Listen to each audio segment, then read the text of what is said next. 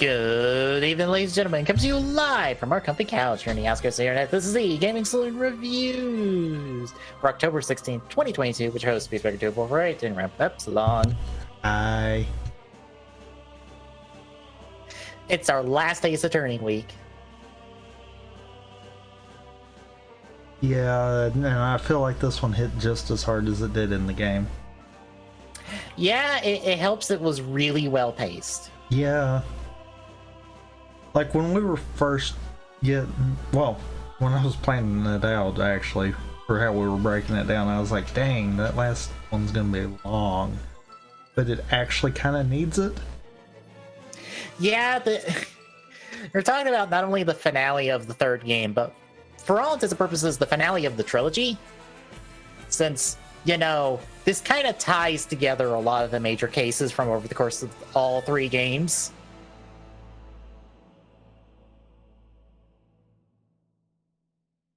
I mean, yes, I feel like it more references the stuff from the past too, though.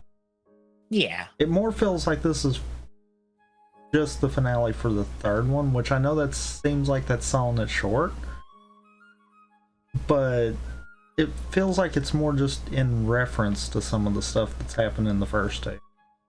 Yeah.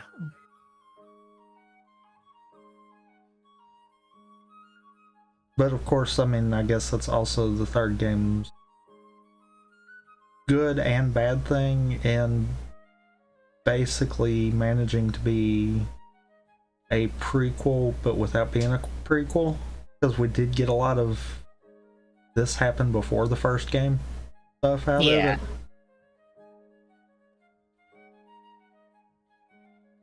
I don't know, it's one of those, it's the weird but good way of doing it.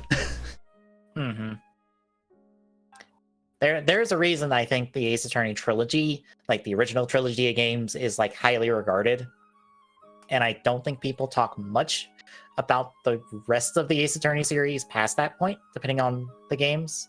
Because I think Apollo Justice is talked about a good bit, I feel like, but it kind of gets maybe slept on because it is the follow-up to this trilogy directly. The Edgeworth games are Japanese exclusive, so it's hard to talk about them. Great Ace Attorney was probably barely talked about because it was also Japanese exclusive until the release on Switch. Of course, I mean, you say that as if Ace Attorney is like uber mainstream kind of deal. Oh, hell no. It's kind of one of those hidden gems to begin with. Yeah, like the biggest pop I think Phoenix Wright has ever gotten is the fact that he was in Ultimate Marvel vs. Capcom 3. I mean, after the anime, I completely can understand. Mm-hmm. Because, I'm sorry, this man can object strong enough to knock anyone down. Yeah, look, turnabout mode is stupid good in MVC3, but you got to work your ass off to get it. But once you do, oh, they're done. If you want to see what I mean, look up I Hurt Justice. He mained Phoenix Wright. I think it was Phoenix Wright, Captain America, and Dante, I believe. I believe that was his team. At least the team I've seen in the combo videos and stuff I've seen of his. But more or less, I think it might have not been Dante, it might have been somebody else. But essentially the setup was get Phoenix Wright to collect the evidence, because he has to collect 3 pieces of evidence to then activate his turnabout mode. But the problem is he can get not the evidence he needs. And it also is a bit of an animation. So it takes time. So there's a lot of protection and stuff that needs to be done to get Phoenix right there. But then once he's in turnabout mode, he fucks people up. Like real good. And his level 3 is literally, here's the evidence, here's the crime, go to jail. And just, boom, you're done. His literal level 3 is go to jail.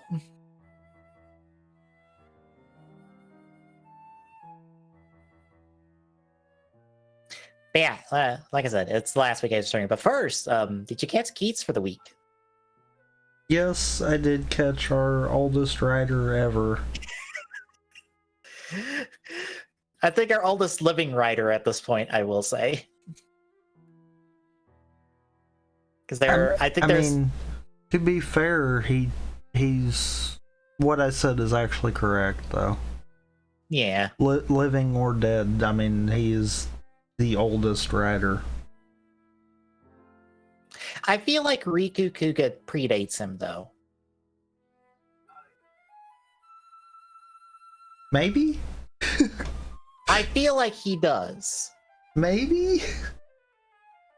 Because he said first year of AD. So I'm like, oh, we're talking, there was plenty of civilization before that year. I mean, and okay, if you're going in on that route, then I mean, First O's possibly could be up there too. Yeah, King O's as well. So, because we have to start going into some fucking medieval time period stuff and tribal time period stuff for whoever's older than Geats, I guess. Basically, how I look at it, do they show back up? No. Like in any other media? No, outside unfortunately. Of it, then yeah, we're not counting them. Okay. Does Toei acknowledge that they still exist? I mean, King O's has appeared as a villain in a game and in a special. Or in a movie, so... In an actual movie or in a special? No, in a movie. He's the villain of the 10th anniversary special for O's. Well, then they still understand he exists, so I guess we could marginally count him. Granted, that is that O's movie that we don't want to talk about because it is kind of not good. Because it's that one. I mean, fair. But yeah, the Geats continuing his dickery for some. I do not comprehend this man. I see what they're doing, and I feel like it's misplaced. Yeah. Like, horribly. No, what I'm getting at is I feel like this is supposed to be his two-parter. Yeah. Except for whose buckle do we have? Tycoons. Oops. Whoops. That was a case of we've got to do two-parters for all of our main characters. Oh wait, we also have to introduce this buckle. Welp. But yeah, I'm just trying to figure out, this man is broken. Something has happened to him to fundamentally break him as a person. Because... You know what I'm almost thinking? Seems extremely weird that something that we have established in show never should be remembered by anyone else is something that he can recall. And that he has had access to history books regarding the Desire Grand Prix. That's right. Why do I get the funny feeling that the reason that he, at the bare minimum, I'm gonna go out there and say it, lost his mom, has to do with the Grand Prix? Yeah, because also I'm like, okay, so you've been competing in Desire Grand Prix since fucking the first year of 81. Because I about questioned, I'm like, wait a minute, so you can skip Desire Grand Prix if you've been in one? Except he's like, no, that was before me. Which, I guess is a distraction to be like, oh, okay, that's okay. Wait, how the fuck do you know that then? Mm-hmm. But I'm also gonna go out on a limb here too. our mystery guy with the mask that is running everything, why do I get the funny feeling that's Daddy? Because we've been having a lot of daddy issues going on in the last few seasons. Yeah, that doesn't seem like a coincidence. That seems like a trend we're having. Mm-hmm. Yeah, but I'm also thinking, okay, so we know he's capable of compassion, and he actually cares about other things than himself because, you know, he took care of G-Pen's kid, but didn't explicitly hang that over anyone or use it as a manipulation. So why? He wants his mom back, but he hasn't used the wish to do so? I don't think... Okay. I'm gonna go out on a limb here. I think he has found out that you can't bring someone that has been killed by the events of the Grand Prix. I'm going to put it that way. Because we're still not 100% sure if other riders can eliminate each other yet. Right.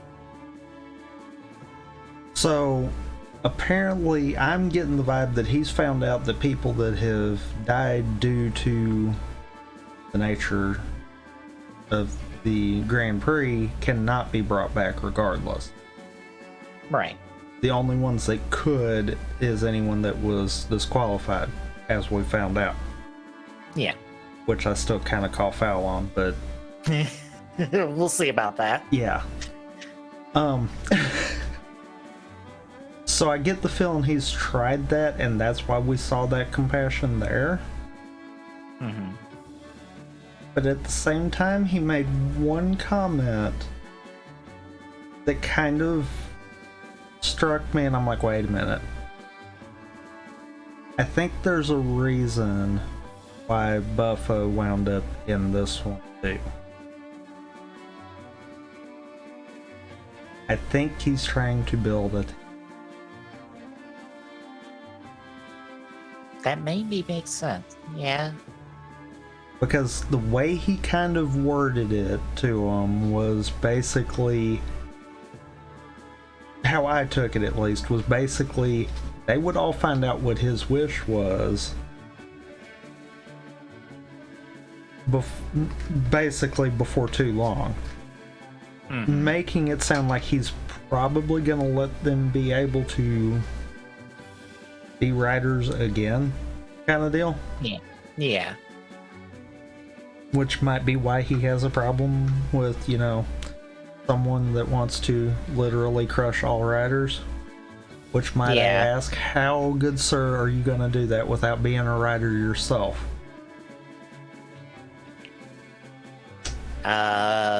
You kind of got to be the enemy to get rid of the enemy kind of concept with this paradox logic, essentially. I will become the thing I hate, therefore, to get rid of the things I hate, which will then include myself. Yep.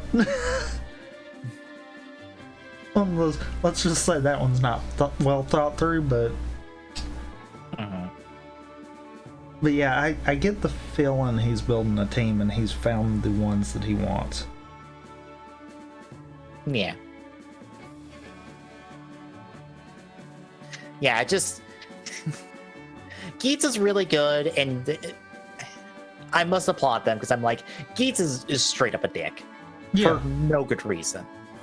But why he's a dick is the continual question. And that's the thing that keeps the show good and intriguing to me, is because, okay, it's clear that this side of him that he shows to all of our writers and stuff, that's not really him. Or at the very least, that's not wholly who he is. There's something else. I know what they're drawing from, but instead of doing it as two personalities, they're doing it as one. Emu.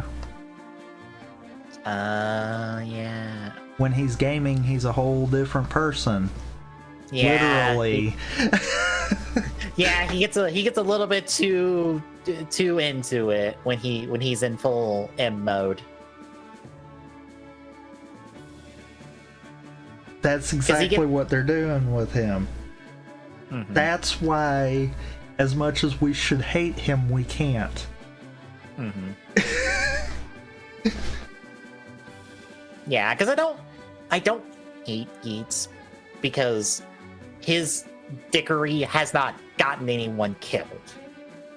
Well, because not directly. Right. I feel like indirectly, yes, it has. Yeah.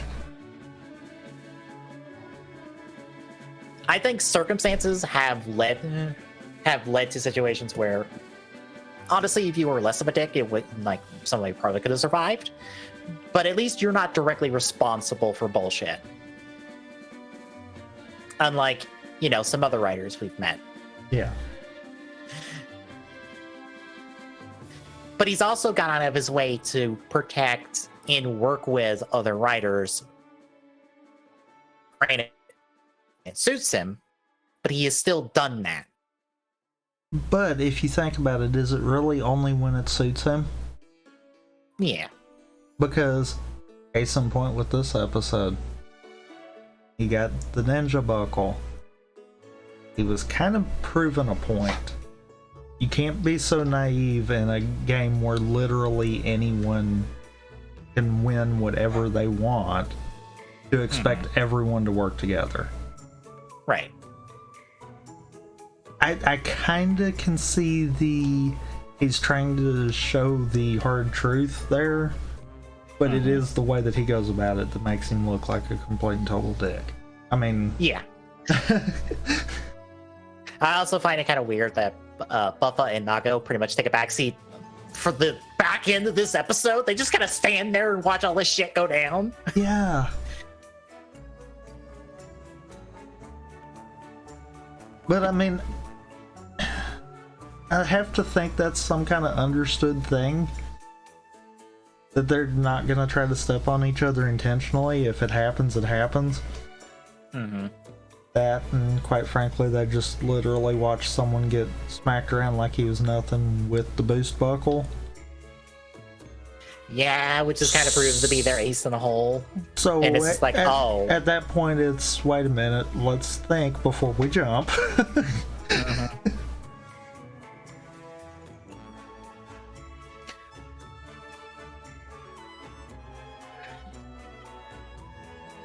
But yeah, Geats is good. I'm enjoying it.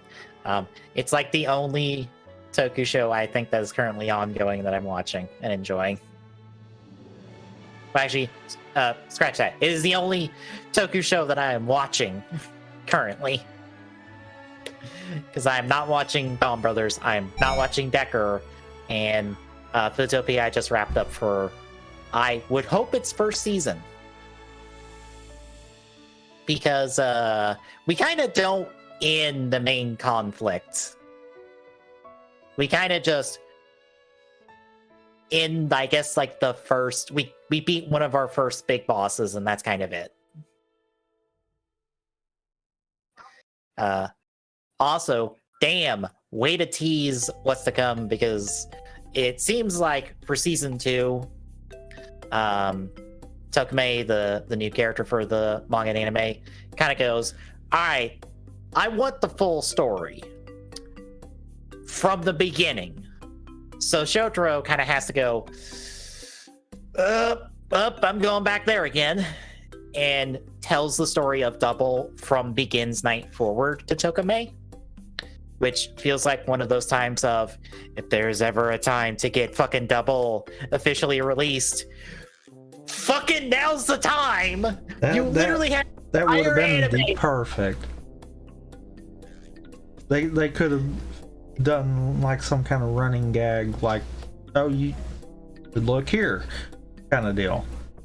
Yeah, you literally have the anime going with the new character. Let us tell you the story of Double from the beginning, and literally do more animated flashes of Begins Night, including Skull.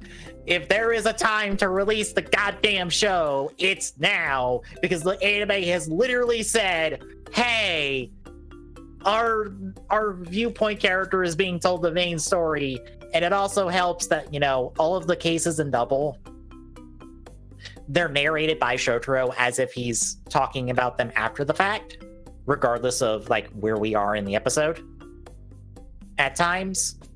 So like, if there's ever a time, it's now. Please, I'm begging you.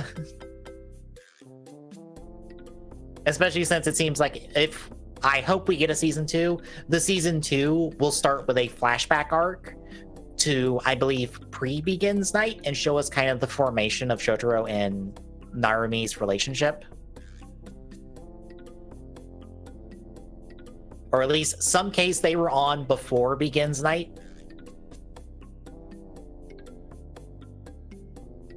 That's at least my understanding of what the arc is supposed to be in the manga. That presumably would start season 2.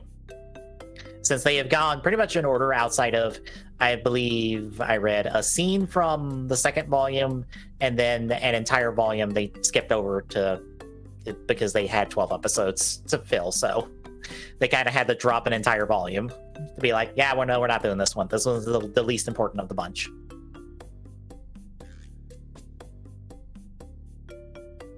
So yeah, Futopi, really good. Please do a season 2. Please do. Please do a season 2. I'm begging you.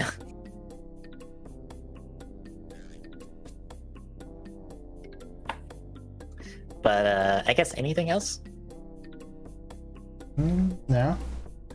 All right, then. It is Ace Attorney, episodes 43 through 47, the final 5 parts to bridge to the turnabout. Any other thoughts going into them? No, I can't think of anything else really to say.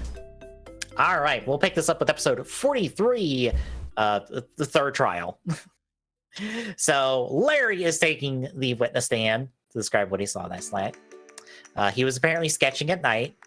And apparently there is a time discrepancy from when he said he got to the bridge to when he saw the bridge on fire.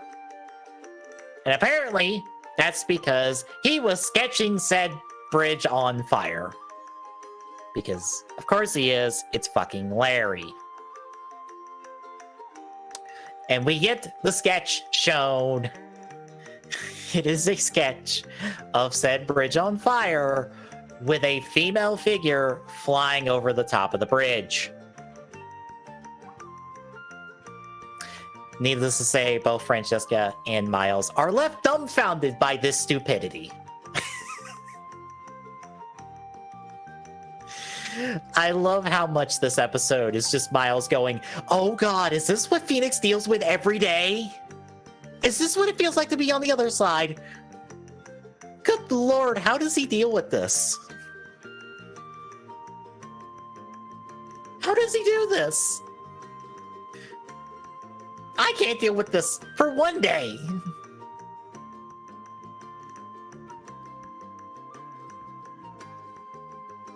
But we also find out that he retrieved some sort of crystal sphere from the side of the bridge that he was on, and it has blood on it, and he assumes it is Iris's from her hood because it's the same color and shape and stuff, because he thought Iris was the one flying over the bridge. This is not the case because the sphere is actually the one from Elisa's staff. So presumably Elisa's body flung over the bridge, or flew over the bridge somehow, because she's a witch or something. I mean, while she not was far off. Yeah. But because of all this, presumably she was at the Inner Temple when she died, which changes our crime scene completely. And of course, Francesca points out that, like, no, well, the body still ended up at the statue, and Iris is confirmed to have stabbed it with the sword, presumably in some capacity, so it doesn't matter. But Miles points out there's now too many questions in the case, and we now have to move to a second day, which is all he was after to start with. So Brother Judge orders a second day, a second trial date. So we catch up with Gumshoe and Miles post-trial. They're visiting Phoenix, who is not dead, but not in the best shape either. Miles is going to go dig into some records over for Iris, or on Iris, while Gumshoe escorts Phoenix back to the temple because, he's barely standing as is. Maybe he needs someone to make sure he doesn't die. Somehow. After everything he's been through.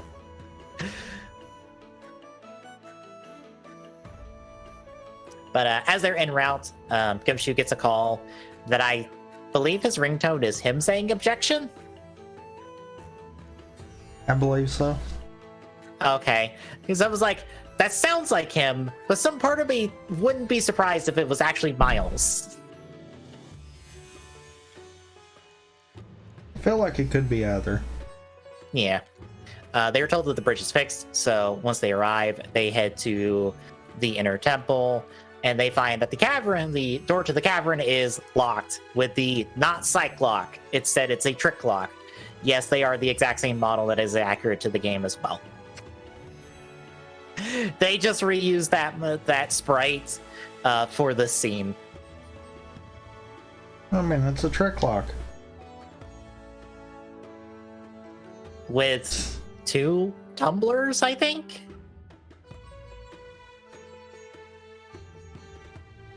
I think you're right. Mm-hmm. But yeah, it's locked up, and apparently because of these trick locks, only the person who put it on will be able to unlock it. So Maya is stuck in the sacred cavern at the moment. That's when Pearl shows up randomly, because she's been on this side all day, and she's upset and stuff because the scroll with Maya's mom on it is covered in curry. And when Phoenix is like, "Pearl, did you throw curry on this scroll?" She cries, gets upset, and runs off, and Gumshoe has to go pursue her to make sure she doesn't, get hurt or something. Because Gumshoe is a very good friend. But that's when Godot shows up to berate Phoenix some more for being bad at his job, I guess. Because he has returned from the hell he's in through various procedures and stuff, including the mask that keeps him, or that lets him see, but only in the color red.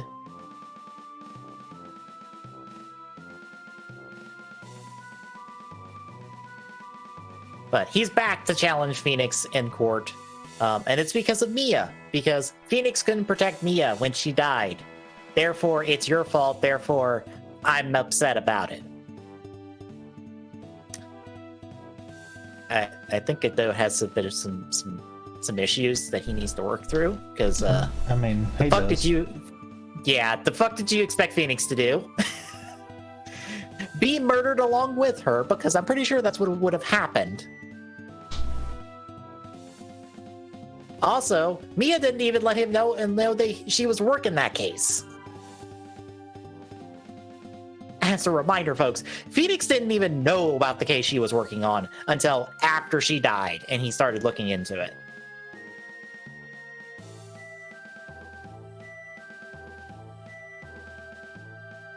But Godot leaves as well because he's like, well, Maya's in that sacred cavern and it gets really cold in there. Hope she's not dead, because I'm going to be very upset with you if she is. And walks off, and we notice that there's a strange patch of snow and a square around this lantern that is just gone. Like in a perfectly shaped square, because that's not suspicious at all. Even worse, though, Maya's name is written in blood on the lantern. Oh no. Here we go again. It's almost like we're back to the first case we had with Maya all over again. I mean, we kind of are. Yeah. I say once more, this poor girl has a boatload of trauma, and somehow she still was okay through it all by some miracle. But that takes us to episode 44, part 4. So we follow up the police's investigation. Gumshoe gives Phoenix the current theory they have because of, Maya's name written in blood, which is essentially, the person, Elise might have written Maya's name in blood as she was dying here, and Maya must have done it. Probably. Because that's how things are done. Yep. No matter how many times we're like, that's not how that one happened, the police are still like, name written in blood, that must be the name of the killer. Totally. We'll get it right eventually. But as Phoenix is looking around, he finds the pocket charm that Elise had around her neck. And when he flips it over, it's the symbol of the master of the Kyrian stuff, or the Kyrian technique, which, yeah, you can already see where this is going, folks. Time to add some more trauma to Maya's like box of trauma. Cause Because also, they find a note in the furnace. It's slightly burnt, so it's a bit obscure, but it pretty much details a plan to summon a certain person back that night, so they can murder Maya. Because, good fucking lord, somehow Maya finds herself in the midst of trouble all the time, through no fault of her own.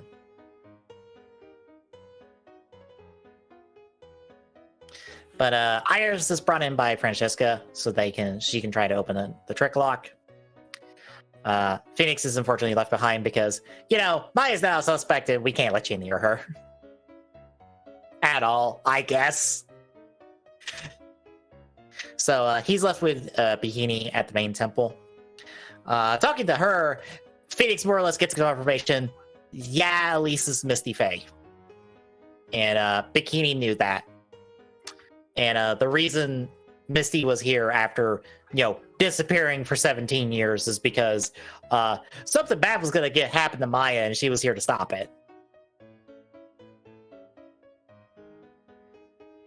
We also find out that Pearl has a pair of sisters, twin sisters, actually, in the form of Iris and Dahlia Hawthorne. Essentially, their father left Morgan after she didn't want to take up the master position. Or couldn't? Couldn't. Yeah, couldn't. So he took Dahlia to raise as his own and left Iris at the temple that we've been at this entire time.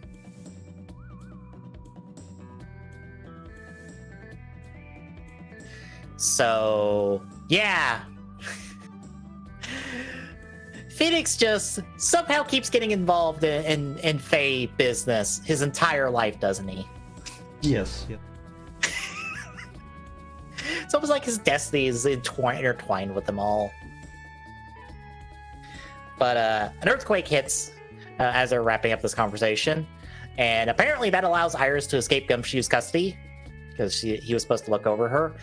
Curiously, in the game, she actually escapes Miles's custody because he's the one that is with her when she's being escorted to do the trick lock stuff.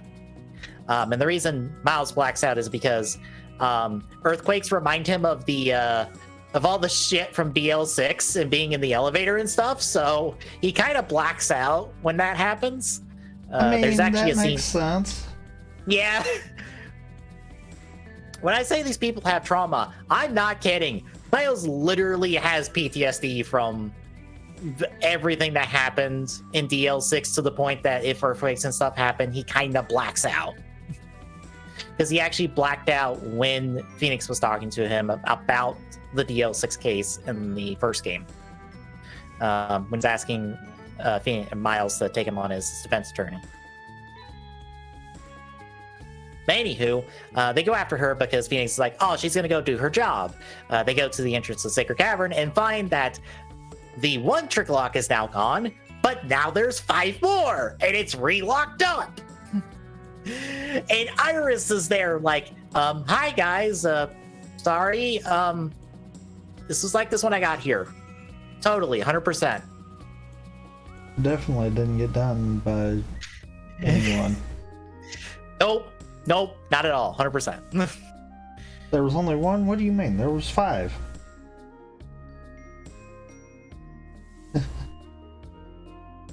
I could completely see that being just that statement there.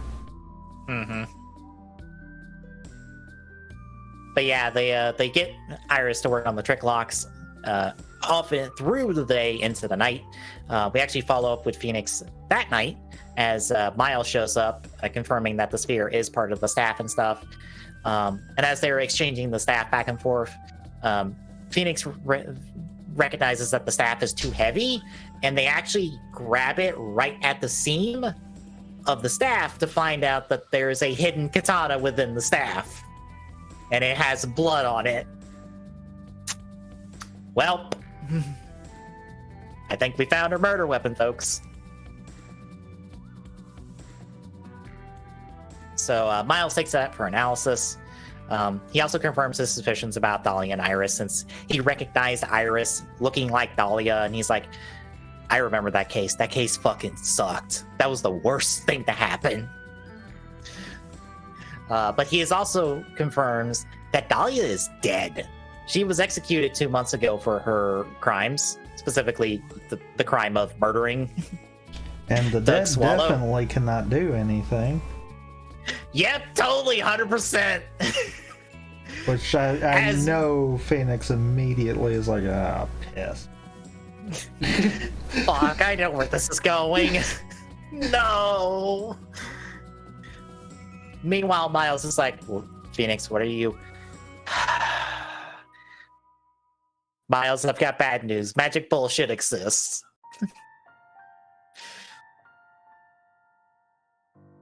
So Phoenix goes to Iris as she's chipping away at the trick locks, making no progress, by the way. She's on the same one she was at the start of all this.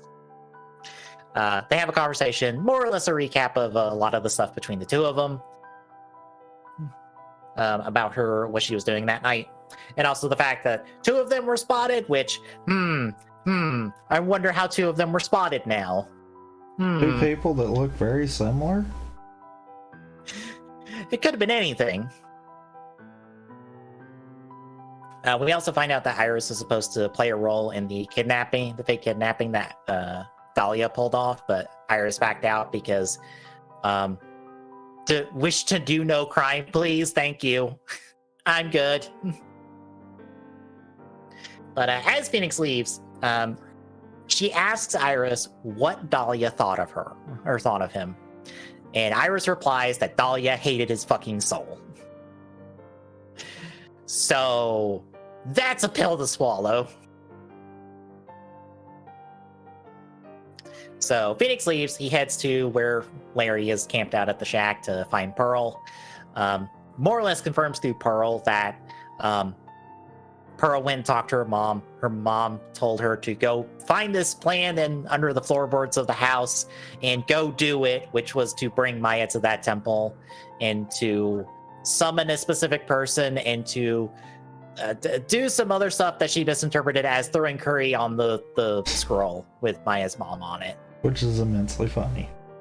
Yes, because, reminder, Pearl is like 6 and words are hard.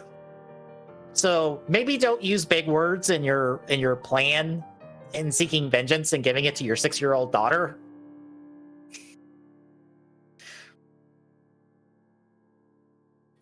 But yeah, as Pearl points out, she was unable to summon Dahlia that night. She thinks because she lost her powers because she fucked up, according to her at least. She didn't, thankfully. Well, she did, but she didn't do it in a bad way. She did it in a very Pearl way. Yeah. But Phoenix surmises, because confirmed by Pearl, that since there's only really one soul, it can only be summoned by one person at a time, meaning somebody else summoned Dahlia that night. Uh-oh. Which I love that that's the point that Phoenix does not catch for a little while there. Mm-hmm.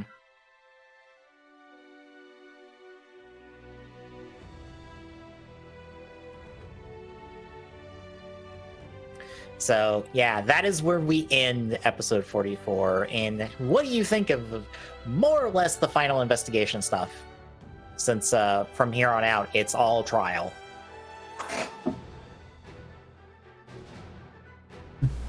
Definitely kind of a weird stakes high way of going into the rest of. Mm-hmm. But it's weird in a good way kind of deal.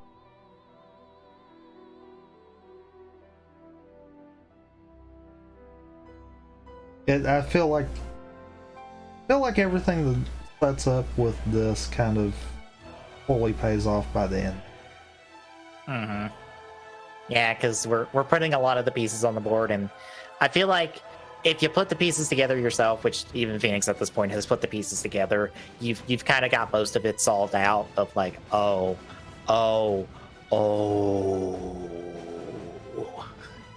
no. As you swiftly realize, a lot of fucked up shit happened that night while Phoenix was asleep. Just a small bit away from it all. Yeah. Which is the other thing that Phoenix always seems to be able to be, is like really close to crime. Yep. But yeah, also as a reminder, folks, Maya is still MIA. We still don't have confirmation of where she is. We only just now found out where Pearl was. So keep that in mind. Anything else before we hit the trial stuff? Nah. All right, then we'll get back into it with episode 45, part 5. So the next day, as Phoenix is talking to Pearl pre-trial, Miles drops by real quick to be like, hey, by the way, Iris is here. We'll find out later that she's actually here to confess something in court. We don't find that out just yet. But Francesca and Bikini are working on the trick locks because Francesca is really smart and Bikini knows where to find the instructions, I guess. Apparently.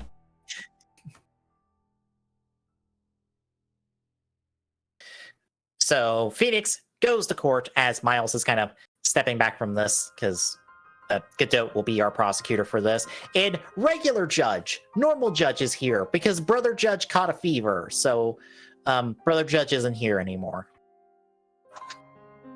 Yeah, his younger brother's done for the show. Yep. And we start off with Godot asking for Iris's name and occupation before she testifies. And when she testifies, oh boy, here we go. She more or less lays out that Maya killed Elise in self-defense, and that Iris merely delivered the body across the bridge that was not on fire because she did it via snowmobile. Also, she claims Elise attacked Maya with a small knife because she threw away her staff to do so. But all of these details don't line up, and Phoenix immediately calls bullshit on all of it. He's like, Elise would not use a small knife because she has the big-ass fucking sword at her staff. Why would she trade the better weapon for the smaller one? That's a stupid decision. Also, Iris does not know about the hidden blade in the staff. She also didn't realize that Elise was Misty, which would make the reason Elise attacked Maya, dumb, because why would Elise attack her own daughter after not seeing her for 17 years? Yeah. Plus, if Phoenix really wanted to pull out all the cards, he could have been like, why would that have happened, when she was acting like a mom to her beforehand? Mm-hmm. Even called Maya by name, which again, nobody caught. Not even Maya caught.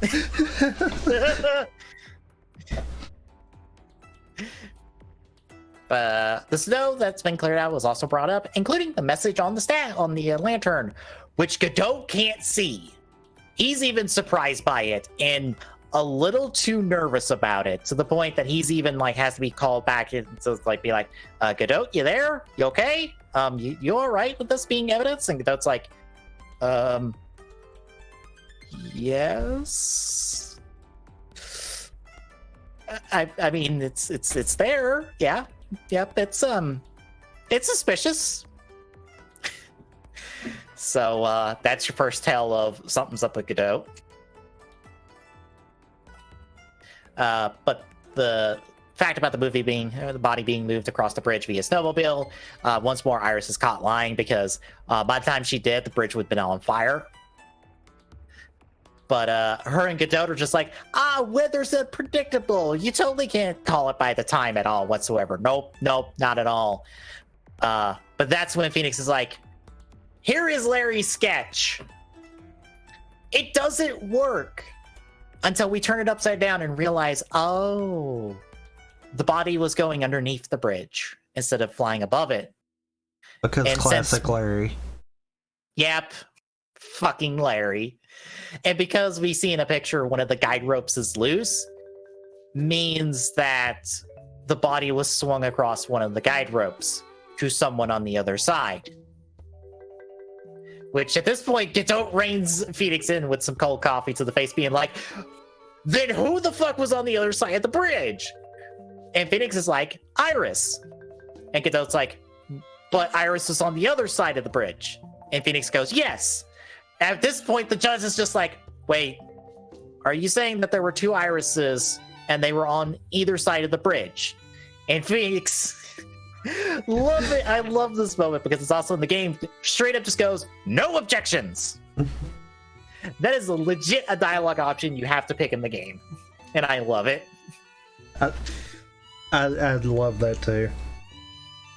It's like, because I believe the judge points out, it's like, is this what you're trying to do? And you give the option of objection or no objection. Normally in those scenarios, you do have to object. But in this one instance, it's like, no, I have no objections. That's correct. Which, sounds insane.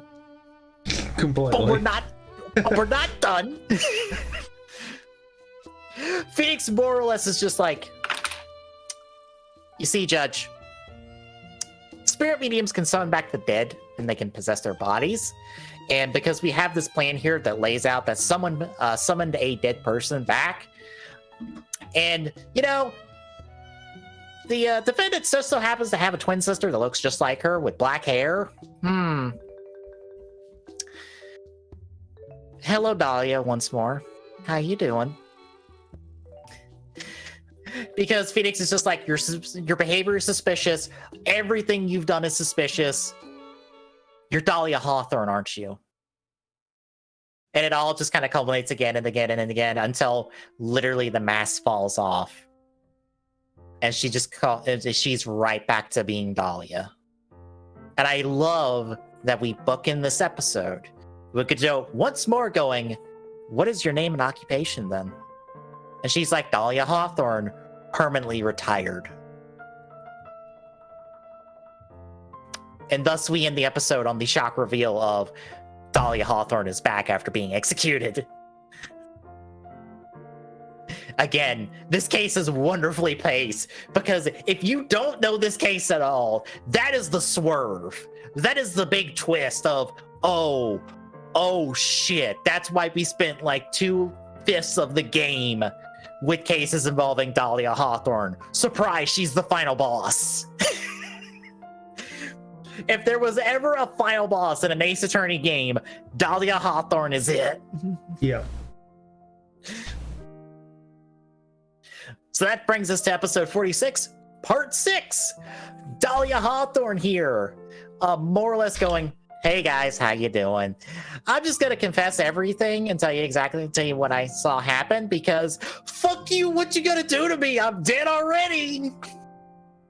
I'm a ghost. You can't kill me. You can't touch me. We'll prove her wrong in a bit. So before her death, she found out about the plan from Morgan since she was on death row. And she went along with it because she hated Mia for putting her on death row.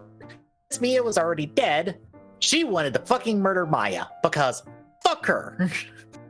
Go join your sister in hell then. So we find out that she tried to kill Maya at the Inner Temple, but she blacked out randomly after being stabbed. And then she woke up with blood on her hands. She figures that Maya stabbed her.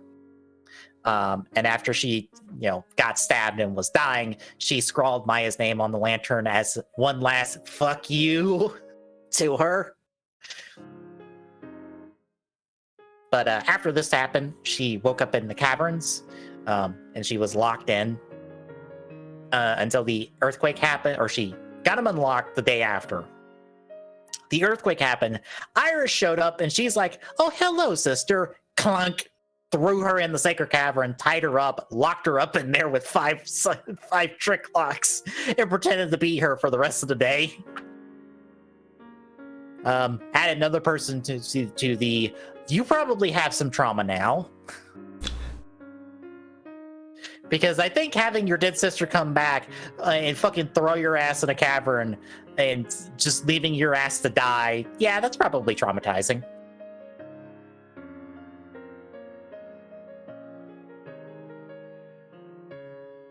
But we then also find out that Elise was the one that channeled her when this happened, and Maya, according to her, was the one that killed her, and thus killed her mother. And then, train of thought. Dahlia says that Maya threw herself in the Eagle River because she couldn't handle, the grief of all that. Phoenix at this point is a little bit broken by that because, it's a fairly fucked up situation. And also at this point, Godot receives a call confirming that Iris is the only one they found in the Sacred Cavern, meaning once more Maya is MIA. But thankfully, Godot here on his side for this one instance tells Phoenix the little mantra that Mia has of, if you eliminate everything, only the impossible remains. And it must be true. So our impossible situation is that Maya is in the courtroom right now because she's the one that channeled Dahlia afterwards. Because Dahlia believes that Pearl summoned her. Which isn't true because Pearl is in the court right now in the gallery, at least for the moment. I think she's left at this point, or she leaves later. I feel like at this point is when she's probably left. Yeah. She has left at some point to go clean up the scroll because she is not in the mood for all this bullshit. Yeah, since Pearl's out, Elise is dead. There's only one person remaining that could be channeling her right now, and it's Maya. And so Maya channeled Dahlia to hide in plain sight to prevent Dahlia from killing her. Dahlia, of course, calls bullshit because that's a stupid plan. Who would tell her this stupid plan? And that's when Mia shows up being summoned by Pearl, going, I told her to do this. Hi, Dahlia. So, passing messages back and forth to each other on paper while Maya was summoning her. Mia pretty much told her, lock yourself in the cavern, summon Dahlia so Pearl doesn't summon her, wait for help. And that's what she did. I love how we find out later that basically she said Phoenix will fix this. I mean, like, he does. Yeah. He does. Eventually. It's just gonna get everyone caught up to the point that he's figured out. Yeah. But that's when Mia and Phoenix more or less line up with all the failures and crimes and bullshit she's done over the course of this. And more or less just go, fuck you, Super Die, as she is exorcised from Maya's body by means that are never explained, because I honestly don't know what this is. This is never explained in the game, and it is not explained here at all. I assumed this is that spirit severing technique that we heard about in shit, I forget the name of the episodes, but the last time Maya got accused of murder. Probably. Yeah, and I assume this either straight up murders Dahlia's spirit or sends her ass to ghost jail. I'm honestly okay with either outcome. I kind of like the thought of ghost jail. Yeah, just, oh, you think we can't touch you? Send your ass to ghost jail. Goodbye.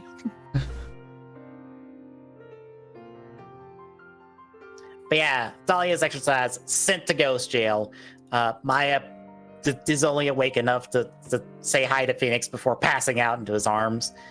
She gets handed off to medical people so she could be looked at, since, you know, she's been locked up in a cavern for like 2 days. She could probably use, you know, food, water, might need a hug as well while we're at it. She could probably use a few of those. But at this point, the judge is like, well, this case is solved, and is about to hand out his verdict before it goes. Godot goes, nope, we haven't solved who actually killed Misty. And Mia, who's also still here, is like, yep, we haven't solved that, have we, Godot? And Godot's like, yep, we haven't, defense attorney. It's a very awkward look between the two of them, because there is a lot said. There's a lot that goes unsaid between the two of them right there. Yeah. That I'm sure it is very complicated given the current circumstances. But Godot's like, I am calling my final witness, and it is Maya. Which again is one of those, this is a very complicated thing that is being said between the two of them that neither one want to say or saying anything, because yeah, Godot being like, I'm gonna call your sister to the stand so we can figure out what the fuck is going on. And Mia, I'm sure, is just like, you are very lucky that we have a relationship and that I am currently a ghost in my cousin's body, because I might come over that table and strangle your ass. Because I am sure Mia is very close to being like, you are walking a thin line.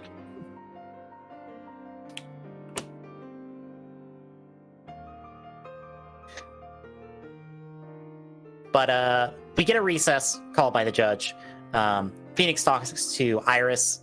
We find out via Iris that a plan was put together, and she was on the other side of the bridge to receive Misty's body to then put into the courtyard at the statue and stab, and to hide where the actual crime scene was.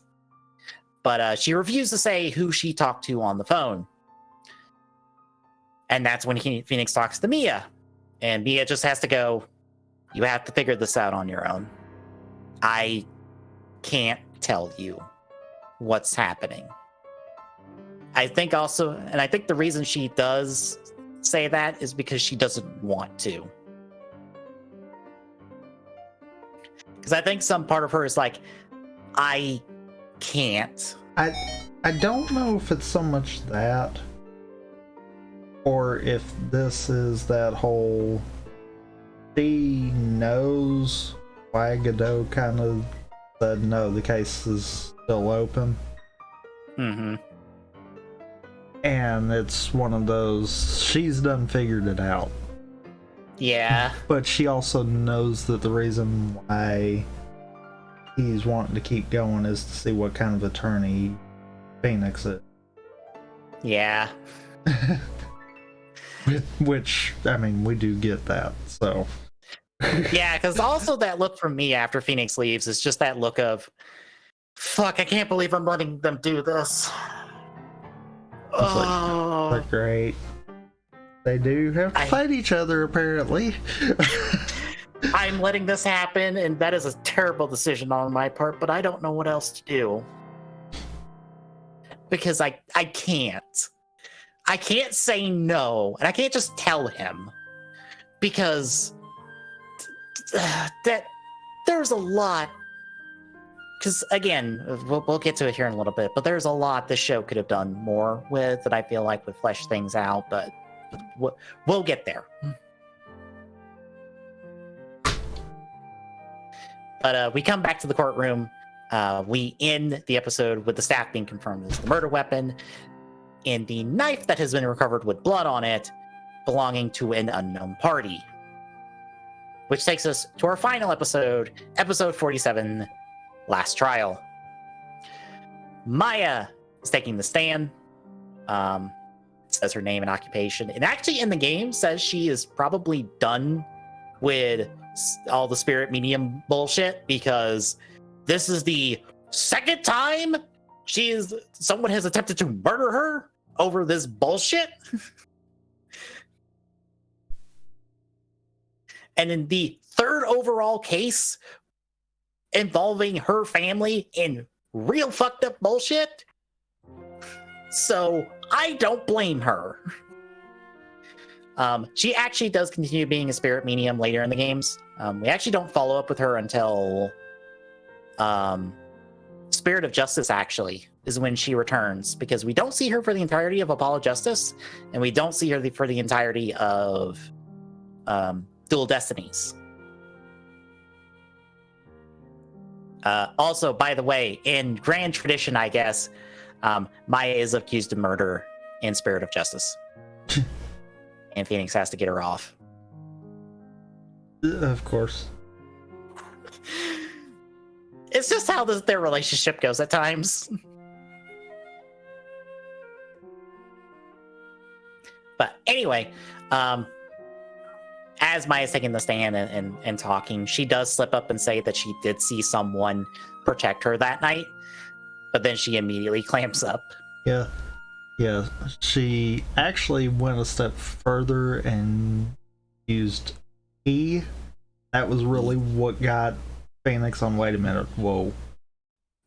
Stop. Maya, you need to talk to me about this. And Maya's just like, no, you heard nothing. No, Phoenix, please. Phoenix, I am begging you, let this one go. Please, I am begging you. Don't. Please. But Phoenix refuses, and he pushes through. I love that Phoenix almost immediately comes to the conclusion of, Dark couldn't have saw too well, but you knew it was a he. Mm-hmm. Can we maybe turn the lights off? Here's the thing. In the games, that blackout scene actually happens in a previous case. The lights go out in a previous case, showing you that Godot's visor lights up. But you know, I almost feel like I like this better. Mm-hmm.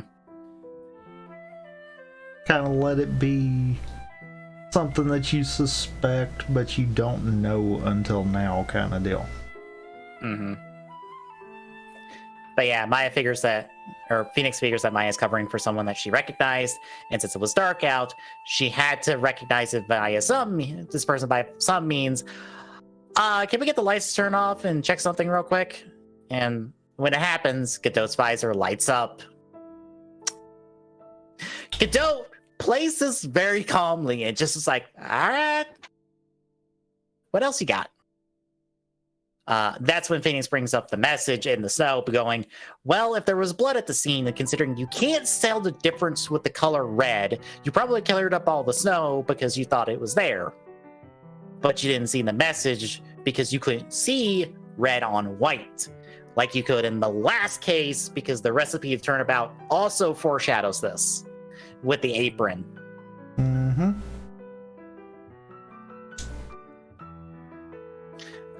Godot once more plays it cool. Why would I save some random person? I'm not that good of a guy. And then Phoenix is like, sure you are, Diego. You and Mia had a thing, meaning you would protect Maya at all costs.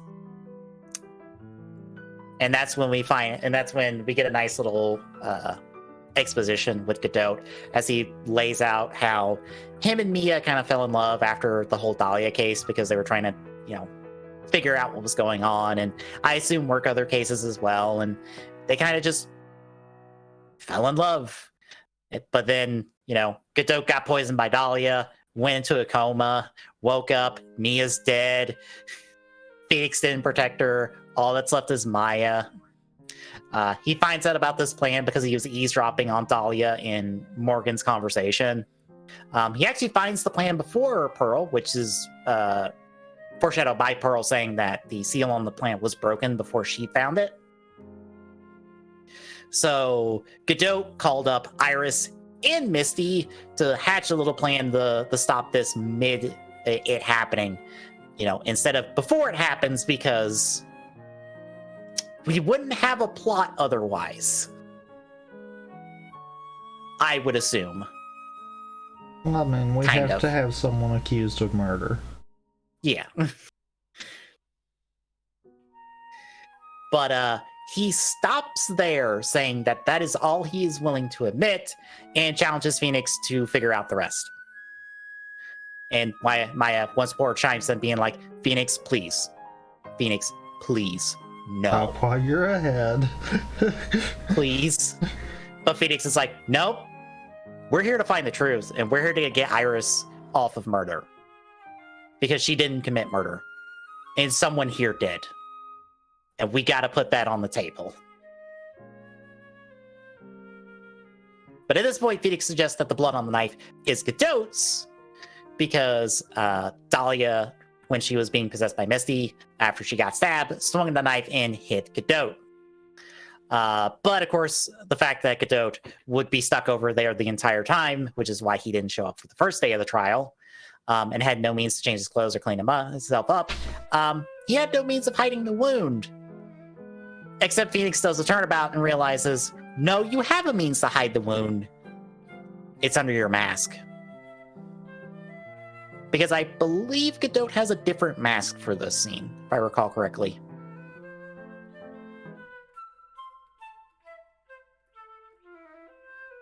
I think. I might be wrong on that. I'm not too sure, actually. I think that's supposed to be the visual cue that something is up, is that the fact that Godot has a different mask in this trial. That might be the case, but if so, I don't think they did it enough to where it was noticeable in the show. Yeah, give me 1 second. Let me check the sprites. I could be wrong. Because thankfully the Ace Attorney wiki has all the sprites.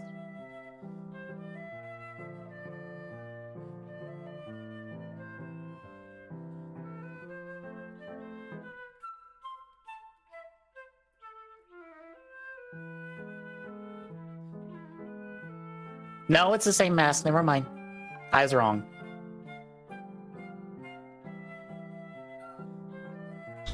I thought you were right, though, about there being something minor different. Yeah. But yeah, at the suggestion, which Godot sees the spirit of Mia with Phoenix on this revelation, it just hits him so hard, it blows his mask up. It fries it.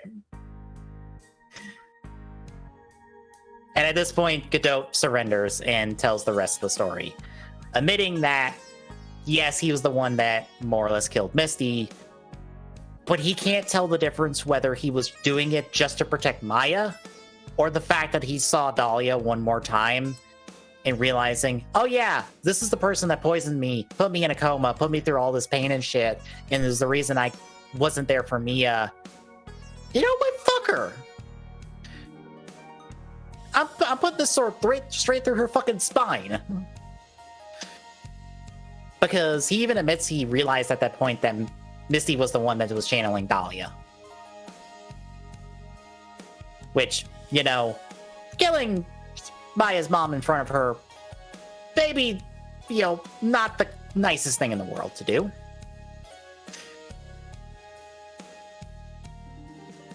But yeah, it kind of just implies a lot that, yeah, there's a lot of complicated things here, and even Godot can't really answer the question of whether or not if murdering Misty was the right answer, or if there could have been a different solution.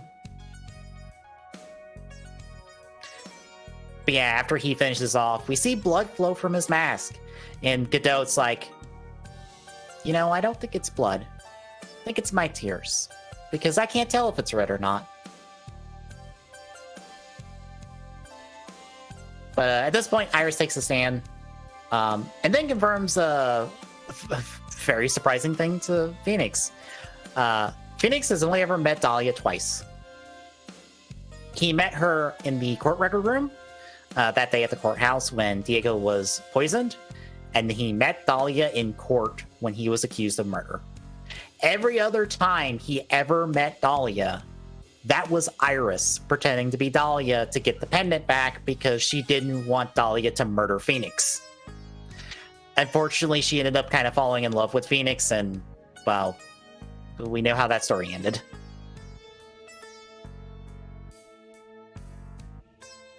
So, that very complicated relationship for Phoenix is kind of solved? Question mark. I'll be honest, Dahlia has never returned.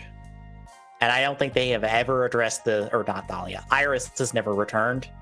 And I don't think they have ever addressed her and Phoenix's relationship.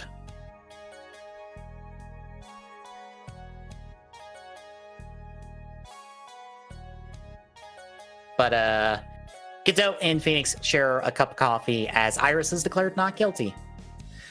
Later on, Phoenix catches up with Maya, congratulates her on not being dead again.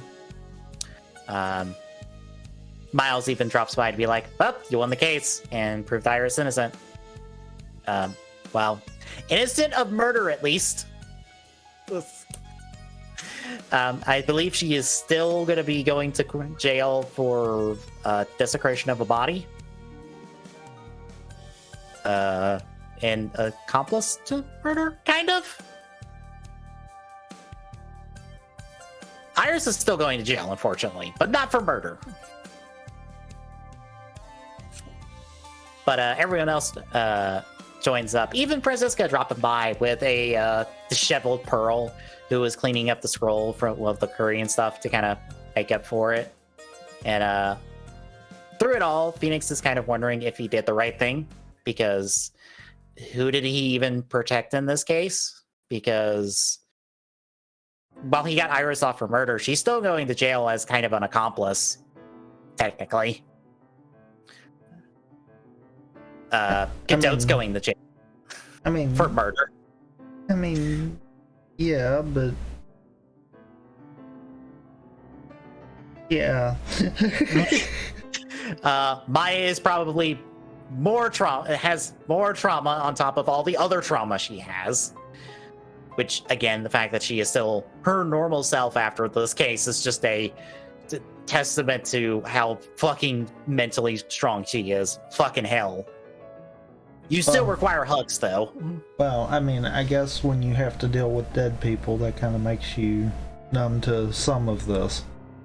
Yeah. Pearl is once more caught up in all of her mother's bullshit. Yeah. But that's not really anything Phoenix could do to fix, kind of deal. Yeah. Can't fix the fact that her mom's a real piece of work. Her mom is absolutely shitty, which I have to bring this up because I watched it today. It's weird to call it a third season of Outhouse, even though it's going to be like 3-hour-long specials. We found out some things with Camila Nocita that it just made me go, oh, she is a wonderful mom.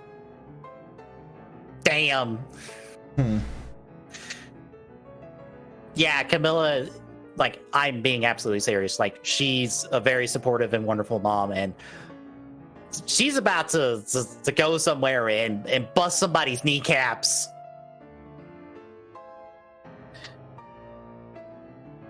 It's a really good episode, folks. I encourage you to watch it. It's actually free on YouTube. Disney released the episode for free on YouTube.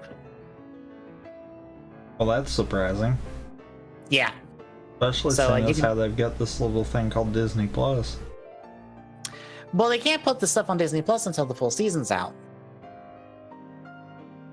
I beg to differ. I know, but that's what they keep doing, which is stupid, and I hate it. I beg to differ because look at literally everything that Marvel has done. Right, but that's for Disney Plus. That is not something that airs on like the Disney Channel and then goes to Disney Plus. Anymore, they're pretty much one and the same. I'm aware. That's why I said it's stupid. I could see if they did it like a delay. Like if it premiered today, then not put it up till... You mean what every other streaming service does? Right. I could completely get that. But really? Come on. Mm-hmm. Yeah, Phoenix wanted that, but the spirit of me is just like, no, you did. Like, yeah, some people are going to go to jail and some people got traumatized, but the truth is still out there. Like, everyone kind of still had to accept what actually happened there and not, you know, have to live in secret of what happened. Because, like... He protected the truth. Right. Which I have to think would still have... If the truth didn't actually come out but with this, I have to think it would still, you know, cause some problems. At some point, yeah. Yeah. But as we end off, we get a nice little group shot of the gang together. And we get our normal credits, but after the end of the credits, we find out what we see the scroll has been fixed and it's repaired and stuff. But we also find out what was in the little charm box. It's a picture of a young Mia and Maya fixing the damn urn after they broke it. Because god damn it, of course they broke it. Meaning that shit has probably been in pieces for every generation of phase we've had. I mean, probably, yes. Because I refuse to believe that thing has stayed in one piece for this entire time until the two of them broke it. No, it is a family tradition that somebody breaks that fucking thing. Because like I said, the fact that Pearl broke the shell and we saw that Maya before her broke it was fucking foreshadowing to this. Pearl didn't break the urn for the first time. No, the sisters broke it. And probably not for the first time either. The fucking genetics of this family, I swear. Also, as per normal, when it comes to the Phoenix Wright games, we end with Phoenix saying objection.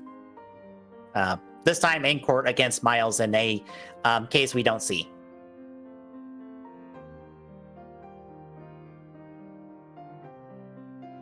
But yeah, that is Ace Attorney, the series. How do you feel about it? That was definitely a good way to end it. And I feel like they did it in a smart way, truthfully.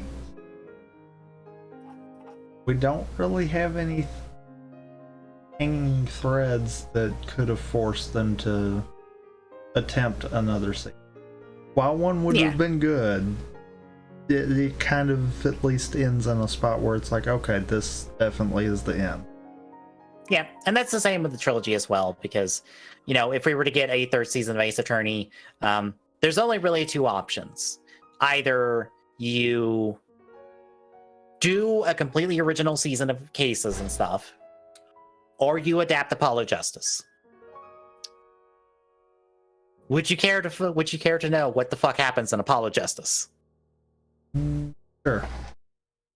So, before the events of Apollo Justice, Phoenix Wright is involved in the case with a troupe of magicians called the Grey Mares.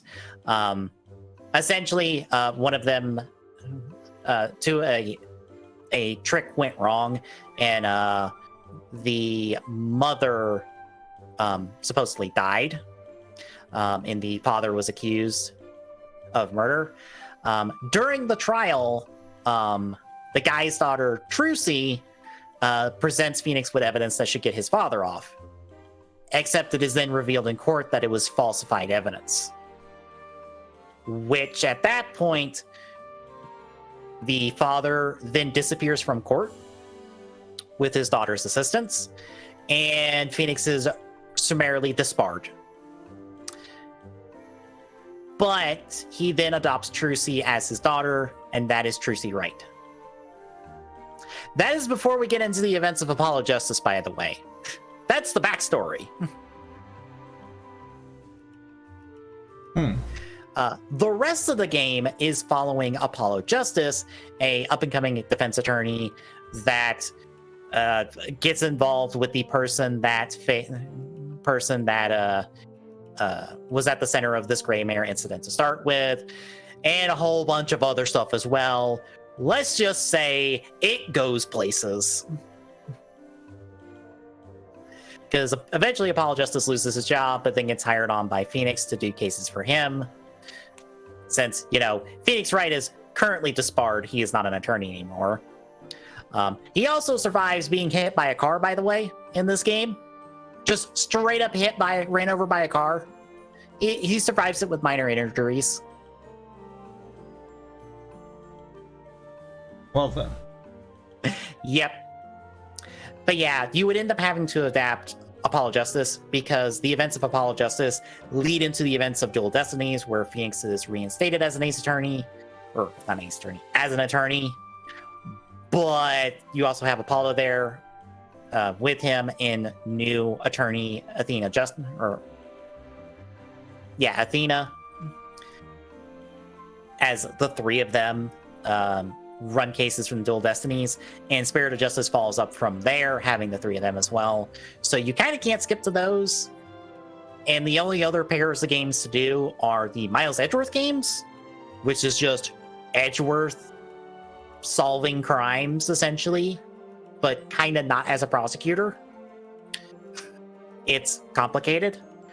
Or the Great Ace Attorney games, which would have been Japan exclusive and follow a ancestor of Phoenix Wright as a defense attorney in Japan.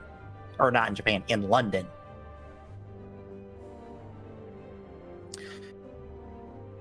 So, there's not a whole lot of avenues for them to continue on, I feel like.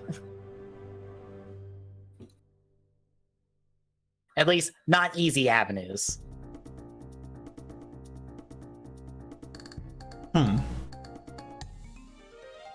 So yeah, about the only decent one that I could see as far as doing the third season would be if they just did their own thing kind of deal. Yeah, because you're pretty much throwing out the entire cast and bringing in a new cast with Apollo Justice. Because like I said, Maya's not in Apollo. Reason I kind of say it that way is because then you could kind of start pushing the cast around to line up better for Apollo Justice. Yeah. Because I think the story might be there, kind of deal. It's just getting to that point. Yeah, because Maya does not appear in Apollo Justice at all, which is, one of those weird things because Phoenix is disbarred and without a job, and Maya's not there to, help. Pearl's also not appearing in Apollo Justice. Miles doesn't even appear in Apollo Justice. Like, more or less, of our core cast members, I believe our only people are Phoenix, Gumshoe, and that's it. And Judge. That's it. Of our core reoccurring cast. Because everybody else is new. Because we even have a new prosecutor to rival Apollo Justice, and it's Clavier, who is a singer in a rock band, as well as being a prosecutor. Essentially, he's Chris Jericho, for people who understand that at all.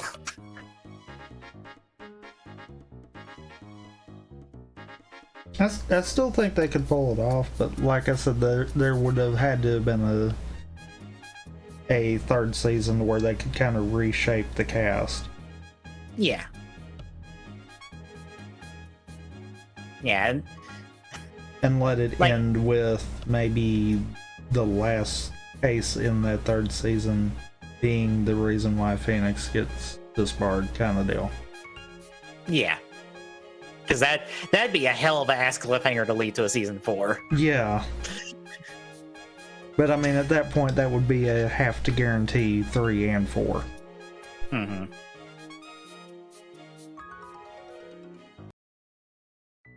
Yeah, honestly, my one complaint about Ace Attorney, the anime, is, yeah, it adapts the 3 games fairly faithfully. Yeah, there's differences and stuff, but it still gets across what works about all of those cases. Sometimes better, because it truncates them down a little bit.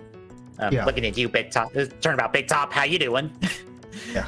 Probably the best version of that case to ever exist. But there's not enough of things like Hear the Waves of Turnabout, or the rest of our little backstory, non-case adjacent or non-case focused episodes to kind of flesh out our characters and stuff. I wish there was more of that. Like, I know it would be difficult because, the show is Ace Attorney. If we're not dealing with crimes and stuff, like, what is the point of the show? So having them more as one-offs than, the full case is kind of makes sense, but still kind of wish we'd found a way, even if it was just as original cases to the anime, to kind of help flesh out stuff. Yeah. Because, like, especially with Bridge to the Turnabout, I'm like, I want more of Mia and Diego's relationship before all that shit went down. I wouldn't mind another episode with the two of them just working some random case. Sometime after their first encounter with Alia. Or, weirdly enough, what if we had an entire episode that was Maya dealing with a client for her spirit channeling stuff? And maybe it's Maya and Pearl unraveling some mystery involving it. Because now that I say that, I'm like, that would be really cool.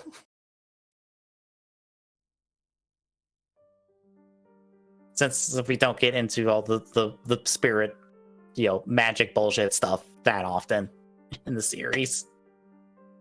I see one big problem with that, though. Yeah. And that's mainly when you get into custom writing, especially something like the spirit channeling, where it's going to be a little more tricky, fly by the seat of your pants for the rules kind of deal. You run the risk of potentially doing something that then when you go back to the source material, it's like, wait, this can't actually happen.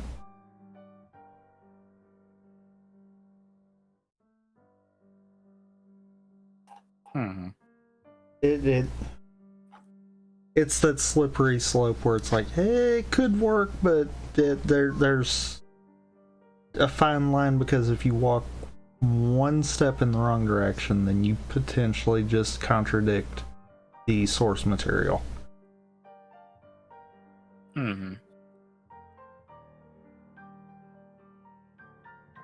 Which, to be honest, there's not that much to contradict at this point, because we know... still, even not much. There's enough. Yeah, because just for reference, folks, we have no idea what happens between the end of Bridge to the Turnabout and the start of the backstory case of Apollo Justice.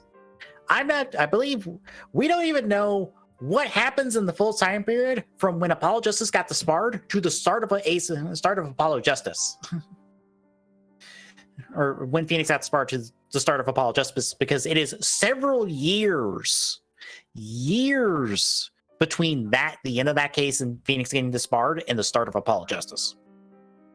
Because Trucy is like 6 when that case happens, and she's like 15 when we started Final Justice.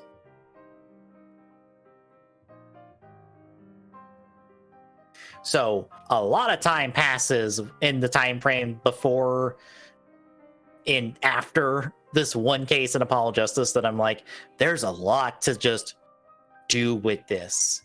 Because like I said, Miles and Maya, two people I feel like would be fucking just like not only like incredibly upset, but also like, what the fuck can we do? You know, with finding out not only has Phoenix been disbarred and lost his job, but also he's just adopted a daughter and now is jobless and has to raise a daughter. Like, you bet your ass the two of them would be next to Phoenix in an instant to help him with whatever he needs. Because again, that's a thing we just don't know. And trust me, fanfiction writers have had a field day with those ideas. Because that is some juicy ass material, if you ask me. The conversation between Phoenix and Miles about falsified evidence. And what do you mean you presented falsified evidence? What do you mean you adopted a daughter in the same day? Phoenix, are you okay? Are you sure you're okay? Anywho. Ace Attorney is still good. I still enjoyed it. I don't think many other people have really enjoyed it because it's kind of disappeared in the conversation when it comes to video game adaptations. I guess because it's an anime and not live action, so it has the benefit of, you know, not being cursed. I mean, very true. But any other thoughts? No. All right, then next week, we're diving into probably the most oddball writer show to exist. I think I can genuinely say that at this point, because we are going to start a look through Kamen Rider Hibiki. We'll do, I believe, as long as we make it through depending on where we live off in the series and stuff. Because Hibiki does have a movie, but it's a prequel. And by prequel, I mean we're going way back in time in terms of Hibiki backstory kind of prequel. So it kind of doesn't matter where we watch it, essentially. So we'll probably save that for the end. Also because of who did the movie. Because it adds an extra twist on the staff change situation of Hibiki. So it is a story and we will get to it eventually, but we got to work to that point in the series. But we'll start a look through of Kamen Rider Hibiki next week. But between now and then, are you still doing Wind Waker Rando tomorrow? Not 100% on if it'll be tomorrow or not, but more than likely one day this week. All right. So between now and Thursday, Tommy will be doing Wind Waker Rando on one of the 3 days. Since Thursday, I'll be doing Ultra Kaiju Monster Rancher for a couple weeks or so. Since we do Toku stuff on here all the time. We do video game stuff. Hey, look, a Toku video game thing. I should probably do that one. Friday will be us rolling the dice with Star Citizen once more. Possibly for the last time if it decides it doesn't want to cooperate. Yeah. Saturday will be TGS. We'll get to talk about the fun stuff. Oh, so many fun things. Essentially, top of the list, I believe, is going to be the stuff going on with Bayonetta 3 when it comes to the main voice actor for Bayonetta, because that's a story and a half.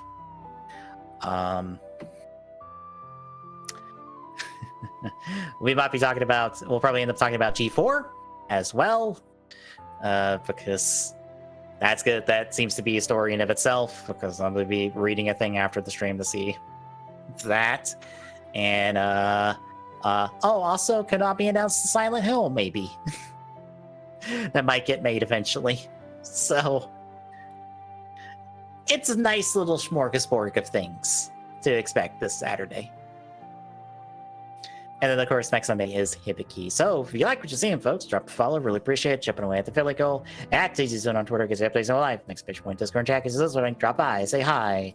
See you sometime this week, folks.